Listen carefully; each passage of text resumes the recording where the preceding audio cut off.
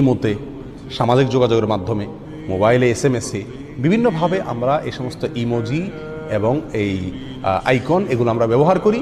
এগুলো ব্যবহার করা জায়েজ আছে কি না, এটা নিয়ে ওলামায়ে কেরামের গবেষণার খোলাসা এবং সার সংক্ষেপ যদি বলতে যাই, তাহলে বলা যায় যে এটি শর্ত সাপেক্ষে জায়েজ আছে, শর্ত সাপেক্ষে জায়েজ আছে। আর সে শর্তটা হলো, যদি সেটা একেবারে পুরা মানুষের অবয়ব না হয়, পুরা মানুষের অবয়ব না হয়, শুধু নিছক একটা গোলাকার কল্লা জাতীয় হয় এবং সেখানে একজন মানুষের মাথায় যতগুলো অঙ্গ প্রত্যঙ্গ থাকে সেগুলোও পুরোপুরি না থাকে, শুধু হয়তো দুইটা চোখ আছে বা একটা দাগ দিয়ে মুখের মতো বানায় দেওয়া আছে, তাহলে এগুলোর ব্যবহার জায়েজ আছে। এই সমস্ত ইমোজি, এই সমস্ত ইমোর ব্যবহার করা কি আছে, জায়েজ আছে। এ ব্যাপারে শেখ সালেহ আল মুনাজ্জেদ হাফিজাহুল্লাহ তিনি তার একটা দীর্ঘ ফতোয়াতে বিস্তারিত আলোচনা করেছেন।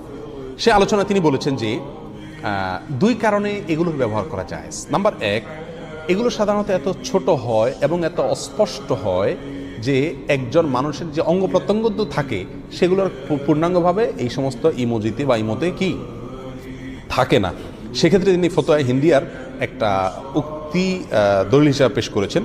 সেখানে লেখা আছে যে লাউকানা সগীরাহ বিহাইসু লা তাবদু লিন-নাযির ইল্লা বিতাআম্মুলিন লা ইউকরাহ।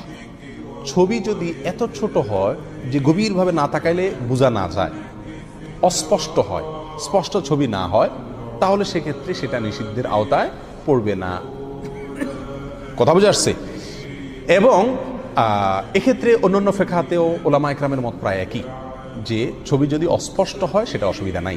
এখন একটা গ্লাসে বা একটা বোতলে গোল করে একটা বৃত্ত আঁকলেন এবং সেখানে এরকম দুইটা দাগ দিয়ে চোখের মতো বানা দিলেন অথবা একটা দাগ দিয়ে মুখের মতো বানা দিলেন, তো এটা মানুষের কল্লার মতো দেখা গেলেও এটা আসলে মানুষের কল্লা না, বিধায় এটা কি নয়, নিষিদ্ধের আওতায় পড়বে না। দ্বিতীয় যে কারণে এটা নিষিদ্ধের আওতায় পড়বে না সেটা হলো যে এই সমস্ত ইমোজিতে মানুষের বেঁচে থাকার জন্য যতগুলো জিনিস জরুরি তার বেশিরভাগ জিনিস এগুলোতে থাকে না। যেমন বুক থাকে না, পেট থাকে না, পিঠ থাকে না, চোখ থাকে না, কান থাকে না, অনেক সময় অনেক সময় নাক থাকে না, এক এক সময় এক একটা গুরুত্বপূর্ণ অঙ্গ থাকে না, চুল থাকে না, মাথা থাকে না, অথবা মাথা থাকলে মাথার গুরুত্বপূর্ণ অংশ থাকে না, এক অংশ থাকে আরেক অংশ থাকে না, এরকম অনেক কিছু থাকে না, যার ফলে ওইটা প্রাণীর বিধানে পড়ে না। আর প্রাণীর ছবি আঁকা শরীয়তে নিষেধ, এটা তার কাছাকাছি গেলেও সরাসরি কি নয়, প্রাণীর ছবি নয়। এই দুই কারণে সালেহ আল মুনাজ্জেদ হাফিজাহুল্লাহ বলেন যে এই ধরনের ইমোজি ব্যবহার করা কি আছে, জায়েজ আছে।